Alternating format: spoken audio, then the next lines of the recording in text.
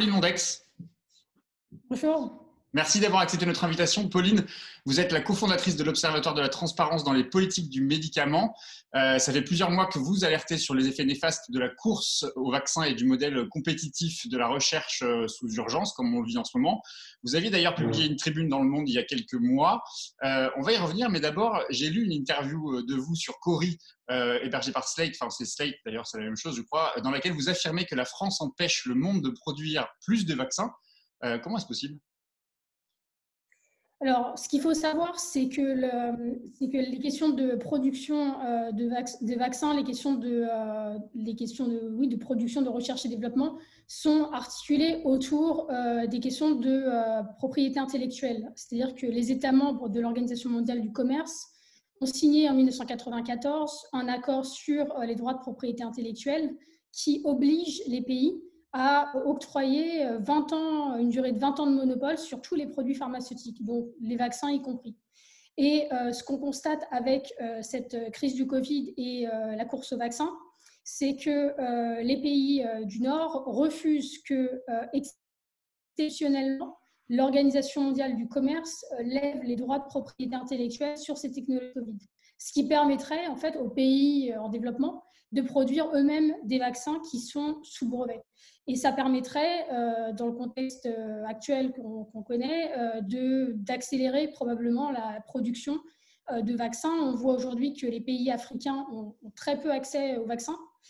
Donc ça permettrait à de nombreux pays d'accélérer les campagnes de vaccination. Vous l'avez dit, parce que vous êtes une spécialiste des questions de propriété intellectuelle justement dans le domaine pharmaceutique. Pourquoi les pays du Nord, les pays riches, s'opposent à la levée de ces brevets ? Qu'est-ce qu'ils ont à perdre ? Alors, il faut savoir que c'est une position très classique de la Commission européenne et de pays comme la France à l'Organisation mondiale du commerce ou à l'Organisation mondiale de la santé d'ailleurs, de protéger, de se ranger derrière une position commune de défense de l'industrie pharmaceutique, des multinationales, de leur pays notamment. Donc, en fait, ce que la France fait actuellement, ça a été révélé par des articles assez récemment, c'est qu'elle bloque les possibilités d'étendre le transfert de technologies. C'est un peu compliqué, mais ça concerne la production de vaccins pour à un plus large nombre de producteurs dans les pays du Sud pour élargir vraiment la production. Donc, parce qu'il y a évidemment il y a la question de la levée des brevets qui est essentielle, mais une fois que vous avez levé les brevets, vous avez besoin quand même de savoir comment fabriquer le vaccin. Et comme ce sont des vaccins nouveaux, la plupart, eh bien, il faut des procédés de fabrication particuliers. On va revenir justement sur la production des vaccins, mais il y a quelques semaines, ou peut-être non, il y a quelques semaines, je crois, le président français avait lui-même publié une tribune avec Angela Merkel, la présidente de la Commission européenne, je crois qu'il y avait le président de l'OMS et puis le président sénégalais. Enfin, il y avait plusieurs grands signataires pour en appeler justement à la solidarité internationale pour l'accès aux vaccins. En quoi peut consister justement cette solidarité internationale si ce n'est pas la levée des brevets ? Alors, ce que Emmanuel Macron et d'autres dirigeants montrent, en tout cas donnent l'impression de vouloir pousser, on va dire, c'est la question des dons de vaccins, à travers notamment l'initiative de l'OMS COVAX. Le problème, c'est que les dons, on sait très bien que c'est pas une politique d'accès ambitieuse. On ne peut pas régler les politiques publiques de santé et une pandémie mondiale avec des dons de vaccins, d'autant plus que les sources d'approvisionnement de COVAX, donc cette initiative, sont complètement coupées par le fait que les pays du Nord s'accaparent toutes les commandes de vaccins. Donc même pour donner des vaccins, des doses de vaccins aux pays d'Afrique, par exemple, vous avez besoin d'avoir des vaccins. Ben, il n'y en a pas. Donc c'est ça le problème aujourd'hui et c'est ça qui se joue notamment sur la production et la question de l'offre et la demande, c'est-à-dire que c'est ceux qui veulent payer le plus qui seront les servis les premiers, comme les États-Unis et l'Union européenne. Justement sur la production, qu'est-ce qui se serait passé si, dès le début, dès la découverte du premier vaccin, on avait levé les brevets temporairement ? Est-ce qu'on aurait été en capacité de produire en quantité suffisante ? Est-ce que la machine productive était suffisamment armée pour produire en nombre suffisant ? Alors, la machine productive n'était pas armée dans tous les cas. Personne ne s'attendait à une pandémie mondiale, à un tel besoin dans tous les cas. Mais ce qui est sûr, c'est qu'on aurait pu faire probablement mieux C'est-à-dire qu'au moment où les États des pays du Nord ont octroyé des aides publiques en mars 2020, donc il y a un an, aux dirigeants pharmaceutiques, aux firmes pharmaceutiques pour qu'elles développent ces vaccins, on aurait pu dès ce moment-là réfléchir à la production. C'est-à-dire que, et c'est pour ça qu'on a publié cette tribune dans Le Monde en septembre, c'est pour dire attention, la question de la concurrence, de la compétition n'est pas forcément la meilleure alliée, parce qu'on risque d'une part de dupliquer les candidats vaccins, c'est-à-dire d'avoir des candidats vaccins tous similaires, et alors qu'on pourrait avoir une approche complémentaire et avoir donc une stratégie de recherche où on aurait des vaccins qu'on pourrait utiliser de façon complémentaire dans la stratégie vaccinale. Et par ailleurs, coordonner aussi la production, donc coordonner la production vraiment en amont. Et là, on voit bien que, par exemple, le rôle de Sanofi aujourd'hui n'est pas très clair, parce que Sanofi a des capacités de production en vaccin qui sont incontestables. C'est un des leaders mondiaux du vaccin, Sanofi.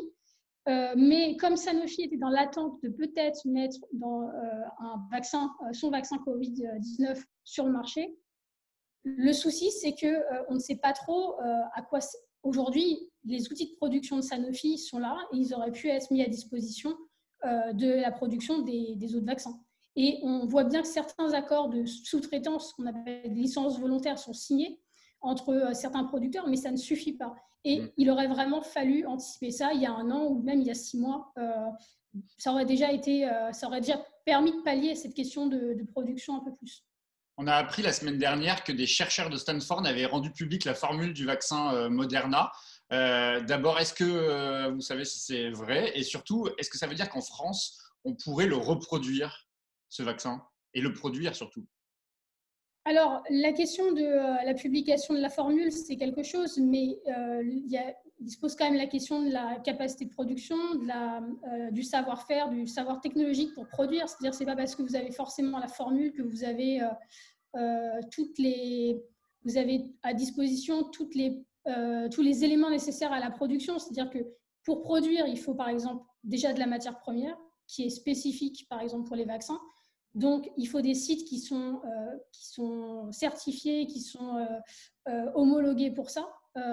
Il faut un certain nombre d'éléments. Il faut également passer la case réglementaire. Tout le monde ne peut pas faire dans sa cuisine un vaccin. Il faut quand même que ça passe par des étapes de validation des essais et puis de dépôt d'un dossier aux agences du médicament.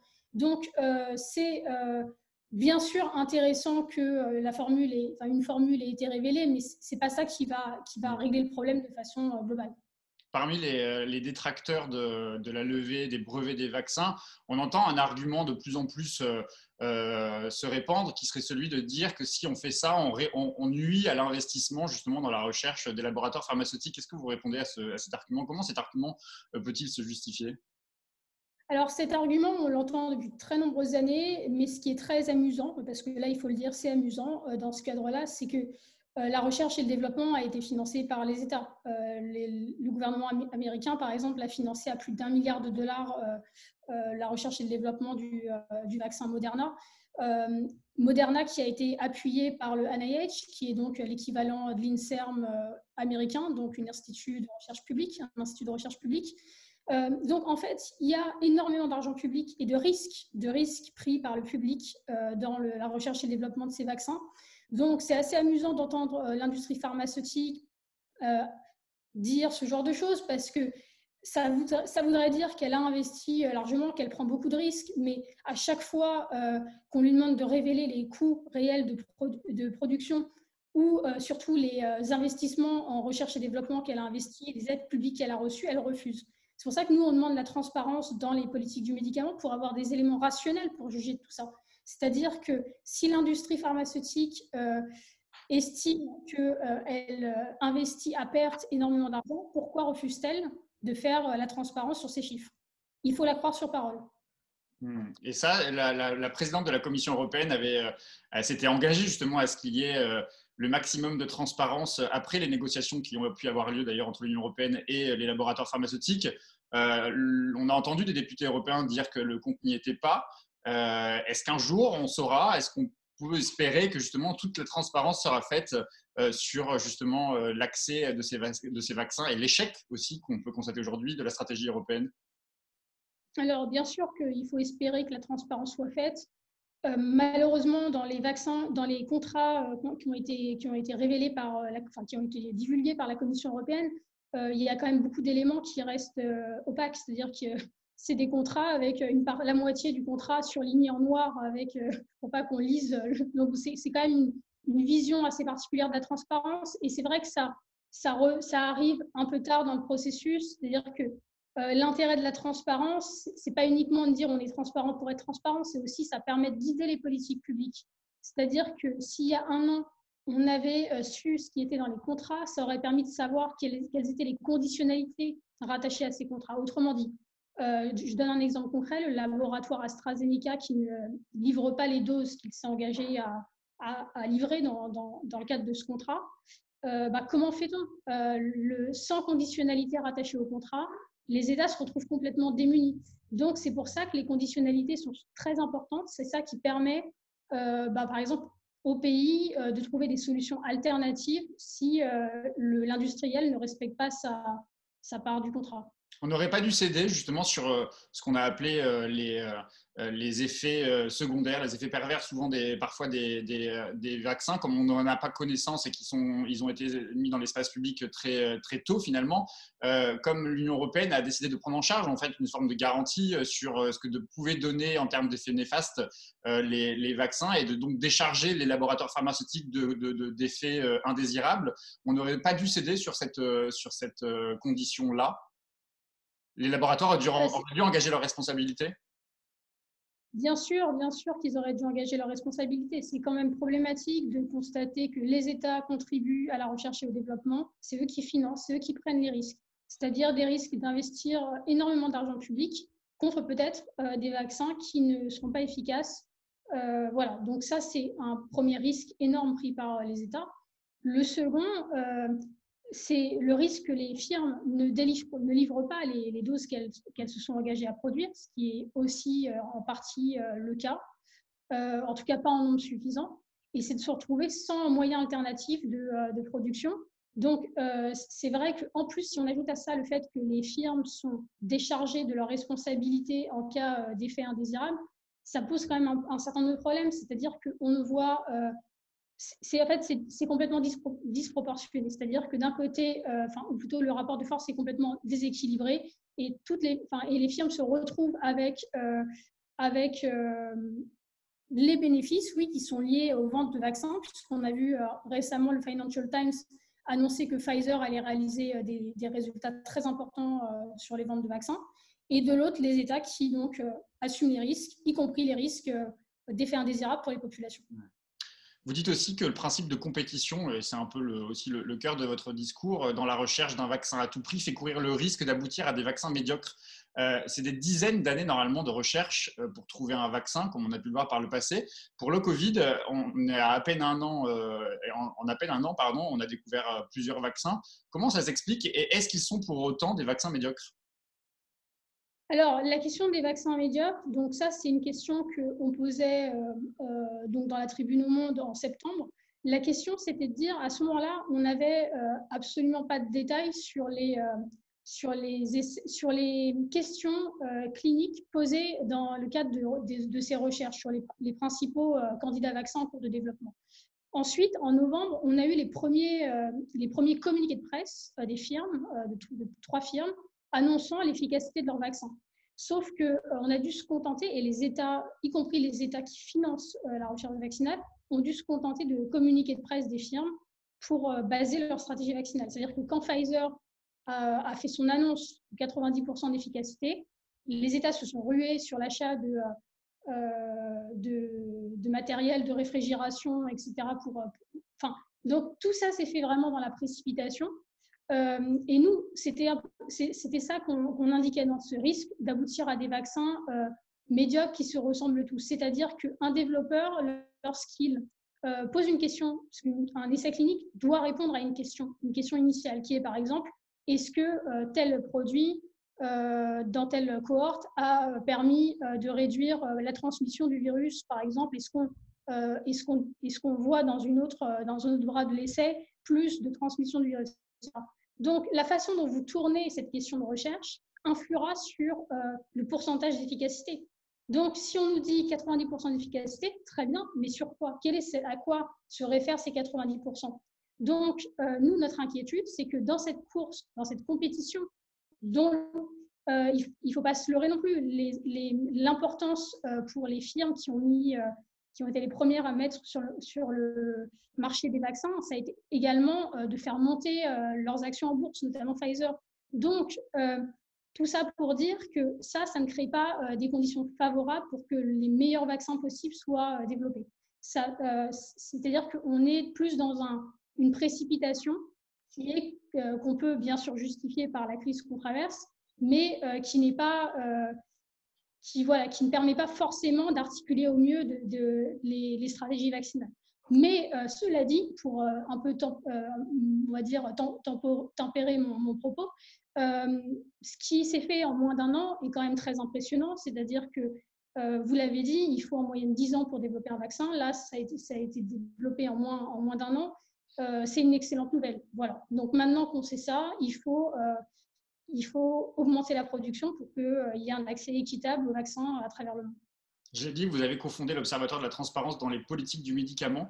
Qui est-ce qui vous écoute? Qui est-ce qui écoute vos remarques, vos préconisations, vos doutes, vos critiques parfois aussi? Est-ce que vous êtes écouté par ce gouvernement, par la Commission européenne? Alors, il faut savoir que notre observatoire, on l'a créé juste après l'adoption par l'Assemblée mondiale de la santé en mai 2019 d'une résolution reconnaissant l'importance de faire la transparence sur les marchés pharmaceutiques pour à la fois protéger les systèmes de santé, comme en France, ou permettre l'accès aux produits de santé, comme dans les pays du Sud. Donc, on a créé cet observatoire. On a un solide réseau international. Donc, il y a énormément de gens avec qui on peut parler, notamment de gouvernements qui ne sont d'ailleurs pas le gouvernement français, et puis de différents acteurs des questions de médicaments. En France, non, on n'est pas écouté par le gouvernement. Aucun des échanges qu'on a pu essayer d'avoir avec ce gouvernement aucun n'a pu aboutir. Donc, en revanche, qui nous écoute, on échange très régulièrement avec différents élus, notamment avec beaucoup de chercheurs, avec différentes institutions internationales. Mais en tout cas, en France, non, on n'est pas écouté par le gouvernement. J'ai une dernière question, Pauline Lombrex. Ceux qui tirent profit de la situation en ce moment, ce sont les laboratoires pharmaceutiques. C'est d'ailleurs vous qui le disiez dans la tribune dont on a parlé de nombreuses reprises dans le monde. L'État signe des chèques en blanc aux laboratoires, c'est ce que vous dites. Est-ce que ça plaide pour un pôle 100% public de la recherche et de la production du médicament? Alors, un pôle 100% public de la recherche et du développement, c'est pas forcément nous ce qu'on préconise. En revanche, une planification sanitaire publique, oui, et une production en partie publique également.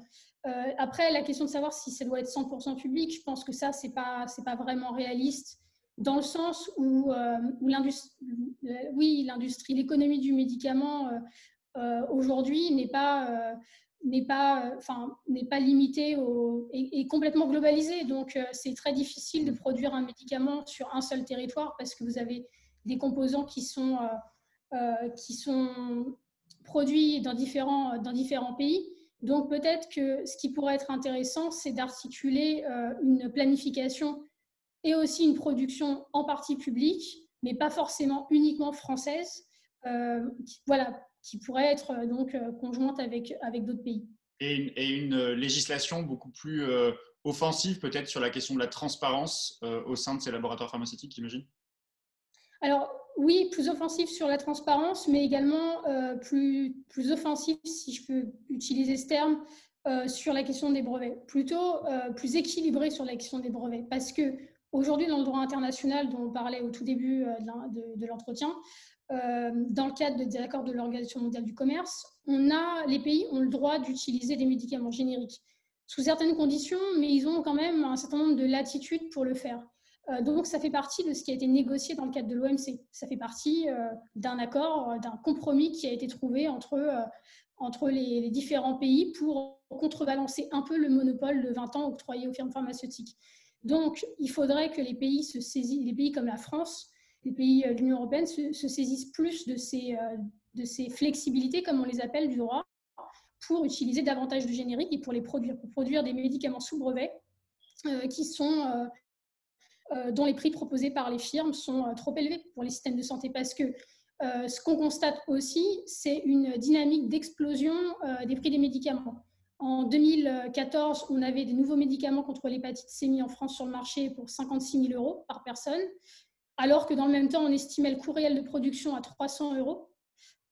Voilà, donc ensuite, on a eu des médicaments contre le cancer, CAR-T, comme on les appelle, des traitements commercialisés pour 200 000 €. Et récemment, fin 2019, dans le cadre d'une utilisation temporaire, d'une ATU, autorisation temporaire d'utilisation, un médicament contre une maladie rare a été commercialisé en France pour 2 millions d'euros l'injection.